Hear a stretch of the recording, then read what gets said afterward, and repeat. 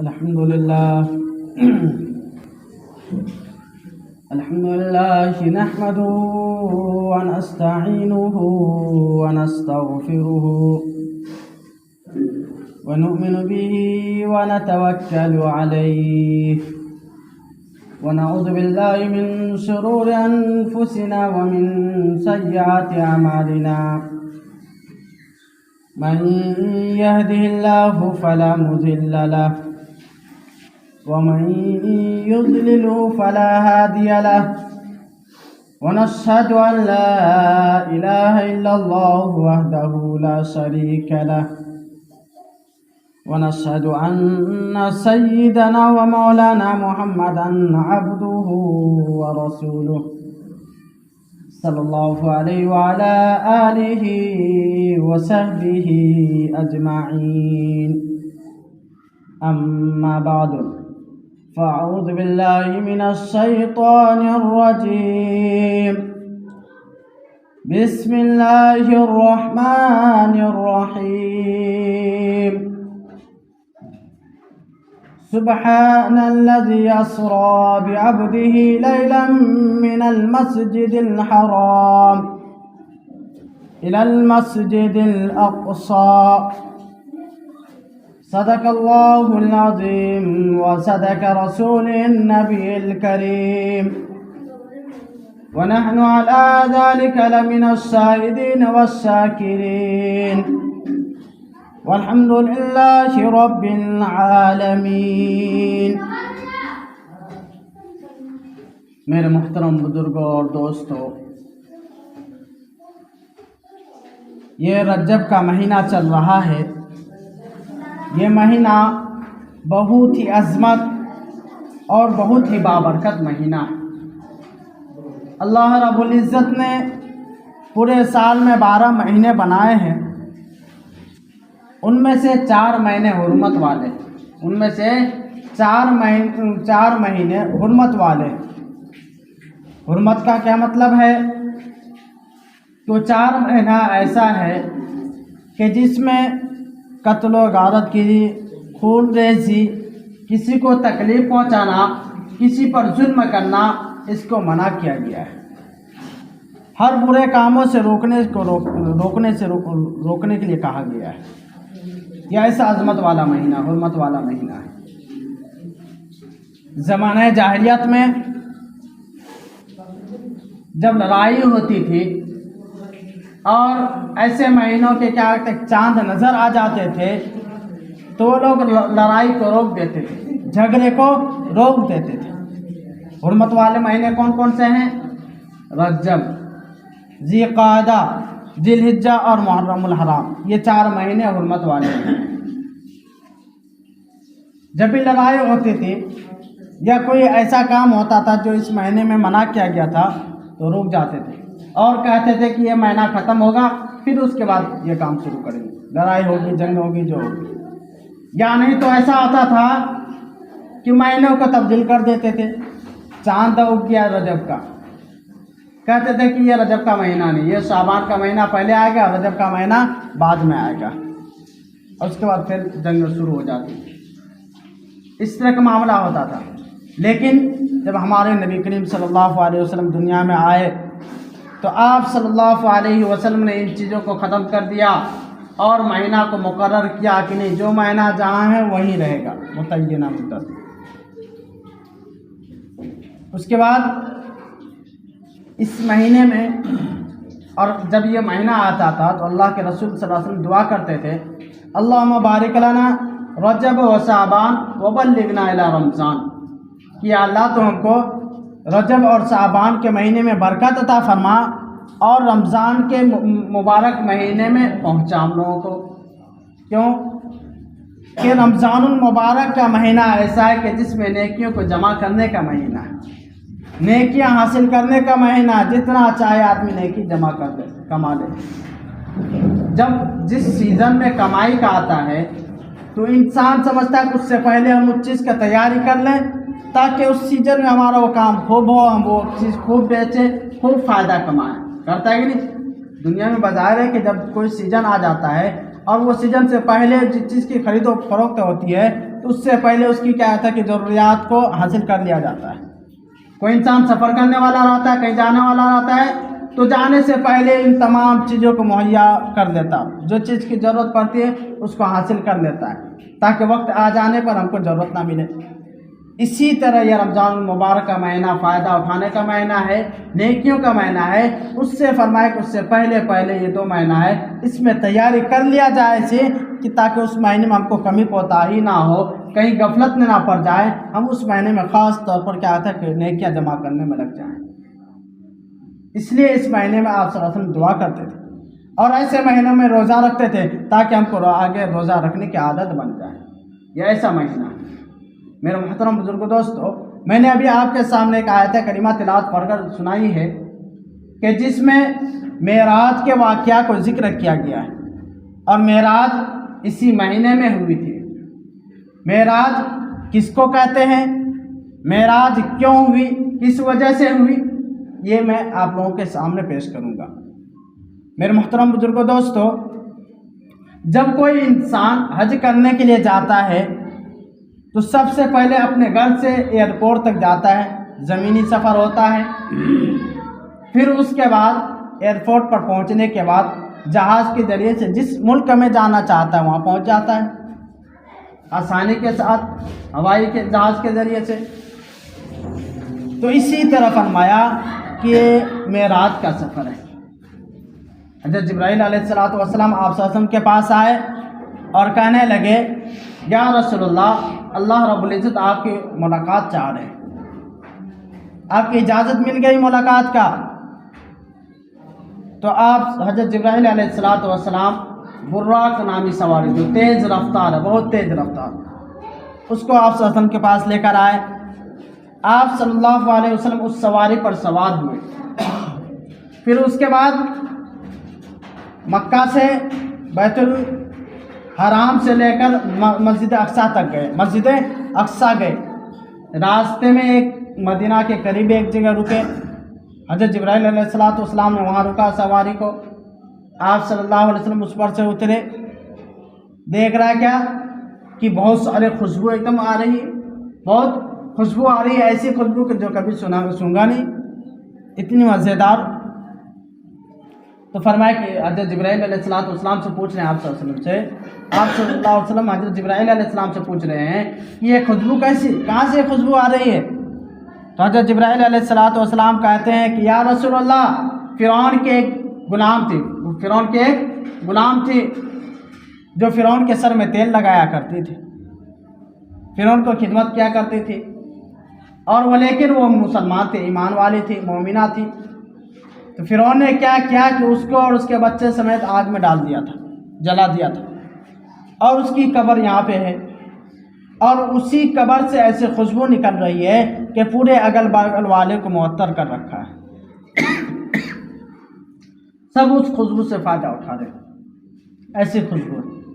تو آپ صلی اللہ علیہ وسلم نے وہاں 2 رکعت نمازیں پڑھی اور پھر وہاں سے آگے گئے اور پھر مسجد اقصیٰ پہنچے۔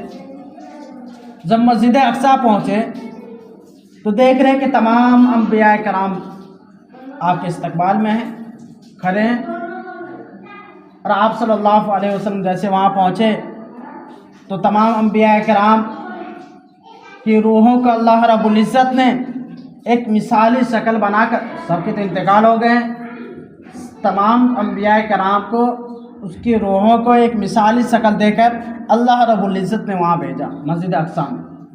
اور پھر اس کے بعد آپ صلی اللہ علیہ وسلم پہنچے تو سب ایک دم کیا آتا کہ صف باندھ لیے، تمام انبیاء کرام صف میں کھڑے ہو گئے۔ حضرت جبرائیل علیہ السلام آپ صلی اللہ علیہ وسلم کو اشارہ کر رہے کہ جائیے امامت کیجیے۔ آپ صلی اللہ علیہ وسلم امامت کرتے ہیں، 2 رکعت ان لوگوں کو نماز پڑھاتے ہیں، جس کی وجہ سے آپ صلی اللہ علیہ وسلم کو امام الانبیاء کا لقب ملا۔ امام الانبیاء کہا جاتا، تمام انبیاء کے امام ہمارے نبی کریم صلی اللہ علیہ وسلم۔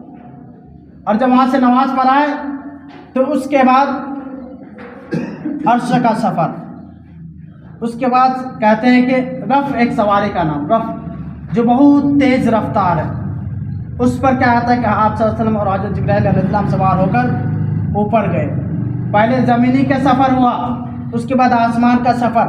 آج ہم لوگوں نے دیکھا ہے، سنا ہے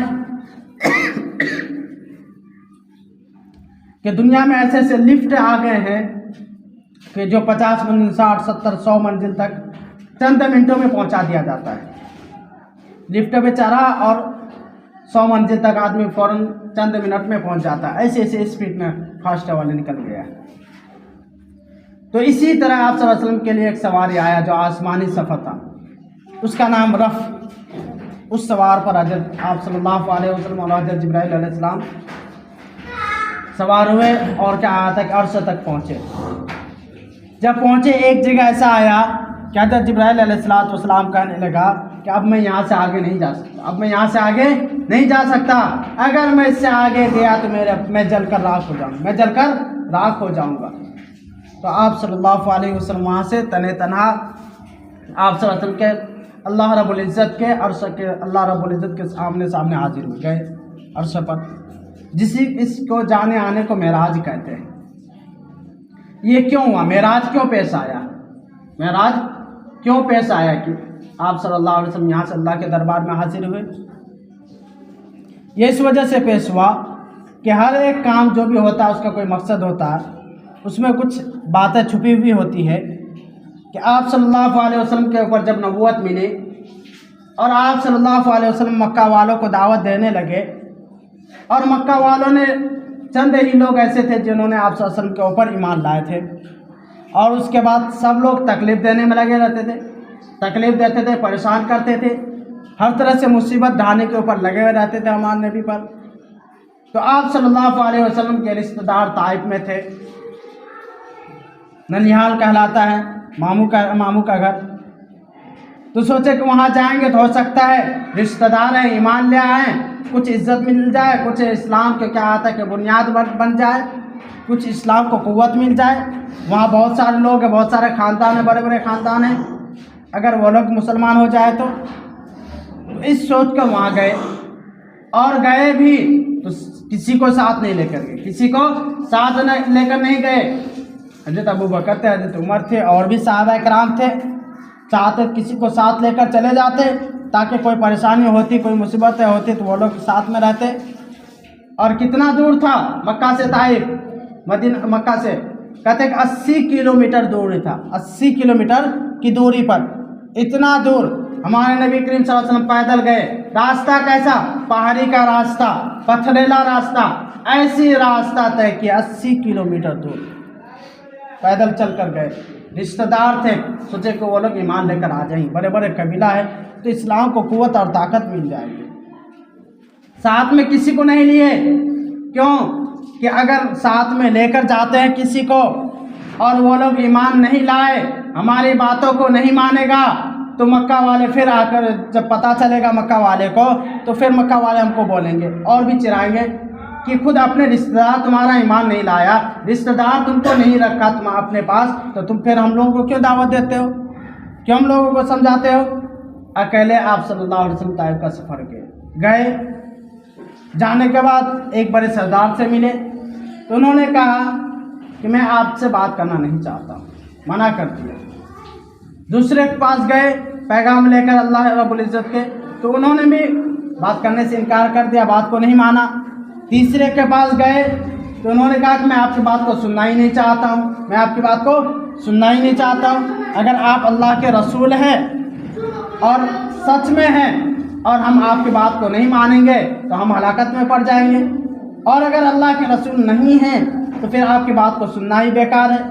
اس طرح کہہ کر کیا کہے کہ چلے جاؤ یہاں سے کہیں اور جا کر دعوت دو، یہاں سے چلے جاؤ کہیں اور جا کر دعوت دو۔ ہمارے نبی کو کہہ رہے ہیں 80 کلومیٹر دور چل کر پیدل جا کر پہاڑی کا راستہ گئے دعوت دینے کے لیے، دل میں یہ ارمان لے کر کہ ہمارے کیا آتا ہے کہ قوم کے ایک ہمت بڑھ جائے گی، طاقت قوت بڑھ جائے گا۔ اور عربوں میں یہ مشہور تھا کہ وہ لوگ مہمان نوازی کیا کرتے تھے، مہمان نوازی کیا کرتے تھے، کوئی بھی آ جائے اس کی مہمان نوازی ایک دم اچھے سے اکرام اعزاز اکرام کے ساتھ۔ اتنا دور لمبا سفر کر کے گئے، نہ کھانے کے لیے پوچھا، نہ بیٹھنے کے لیے پوچھا، نہ کچھ کہا، کیا کہا یہاں سے چلے جائیے، عزت اکرام کے وہ تو بول دیے چلے جائیے، دوسری جگہ دعوت دیجیے۔ لیکن اس کے بعد اور کیا کیا کہ شریر بدماش بچوں کو آپ صلی اللہ علیہ وسلم کے پیچھے لگا دیا، شریر اور بدماش بچوں کو آپ صلی اللہ علیہ وسلم کے پیچھے لگا دیا، جو بار بار پتھر اور اینٹا پھینک رہے ہیں ہمارے نبی کریم صلی اللہ علیہ وسلم کے جسم کے اثر پر۔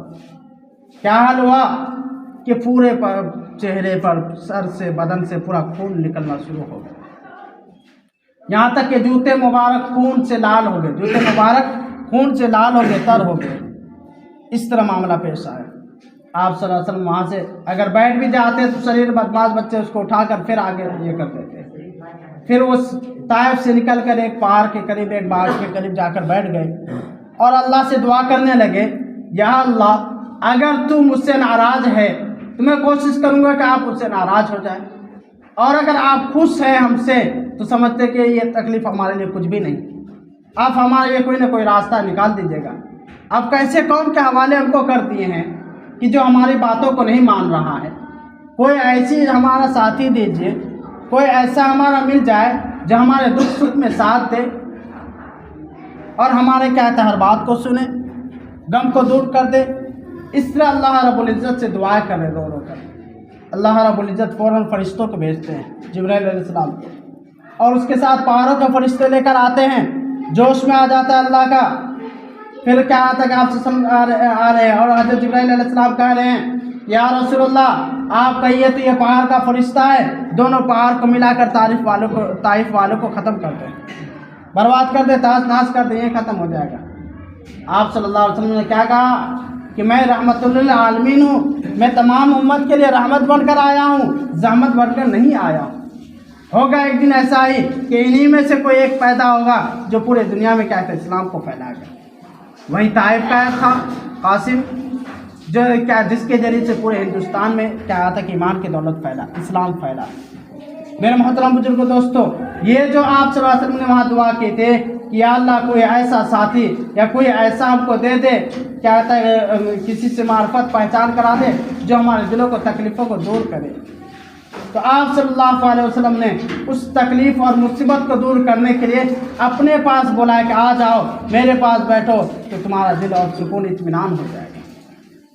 جس کی وجہ سے یہ طائف کا سفر کہتا ہونے کے بعد آپ صلی اللہ علیہ وسلم نے معراج کا سفر کرایا، اور جب معراج کا سفر ہوا تو وہی کیا آتا کہ یہ کیا آتا نمازیں ملی، اور یہ سفر جانے آنے کا جب نماز لے کر آئے آپ صلی اللہ علیہ وسلم، تمام صحابہ اکرام جھوم اٹھے کہ اب تو ہمیں اللہ سے بات کرنے کا موقع مل گیا، ایک ذریعہ مل گیا، جس طرح اللہ رب العزت زمین سے جا کر آسمان پر اللہ رب العزت کے سامنے بات کیا ہے، اسی طرح ہم بھی اللہ رب العزت کے ذریعے بات کر سکتے ہیں۔